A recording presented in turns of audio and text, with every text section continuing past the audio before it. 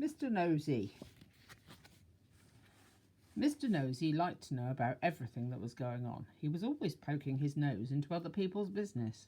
Mr. Nosey was the sort of person who, if he came upon a locked door, couldn't resist looking through the keyhole to see why the door had been locked. Sorry, Tyler. Mr. Nosey was the sort of person who, if he found an unopened letter addressed to somebody else, would simply have to open it to find out what was inside. Was naughty, isn't it? Mr. Nosey was the sort of person who, if he was sitting reading his paper on the train, would much rather read the paper of the person sitting next to him. Naturally, as you might well imagine, Mr. Nosey was not very popular. People did not like the way in which Mr. Nosey would peek and pry into their affairs. They did not like it at all. But did that stop Mr. Nosey peeking and prying? It did not. Mr. Nosey lived in a funny, tall, thin house in a place called Tiddletown. The people of Tiddletown decided that Mr. Nosey was becoming much too nosy, and so they held a meeting to discuss what to do about him. "We must find some way of stopping him being so nosy," said old Mr. Chips, the town carpenter.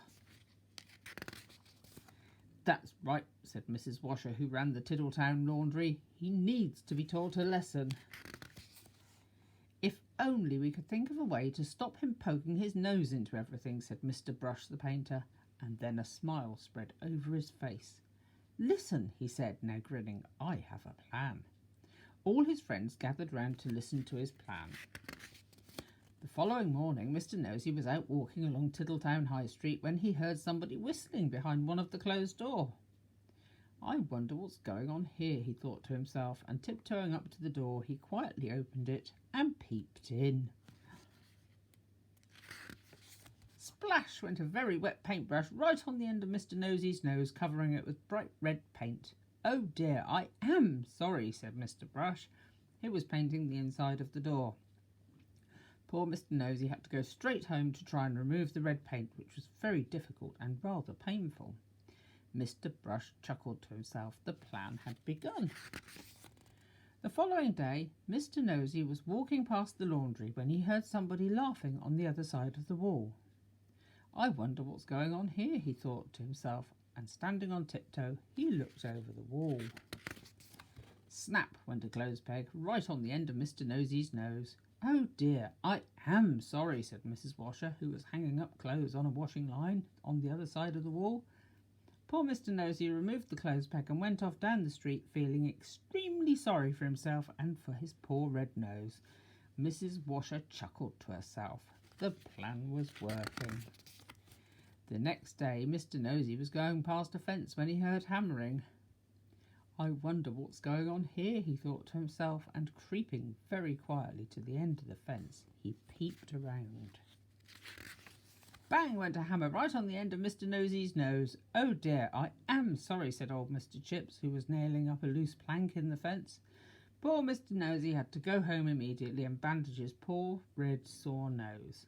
Mr. Chips grinned a broad grin. The plan was working very well indeed.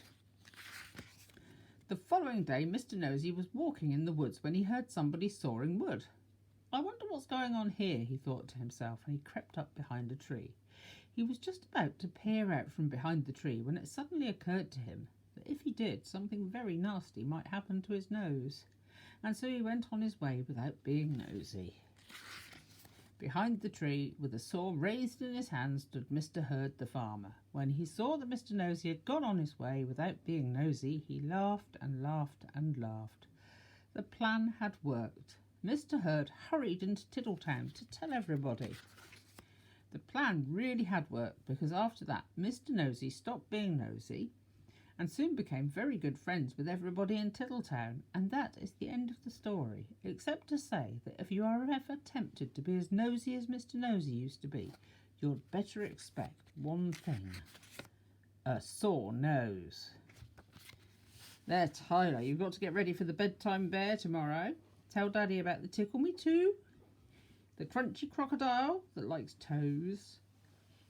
But tonight you're going to sleep well, and we'll speak to you tomorrow. Love you, darling. Night, night. Night, night, Tyler. Take care. Love you.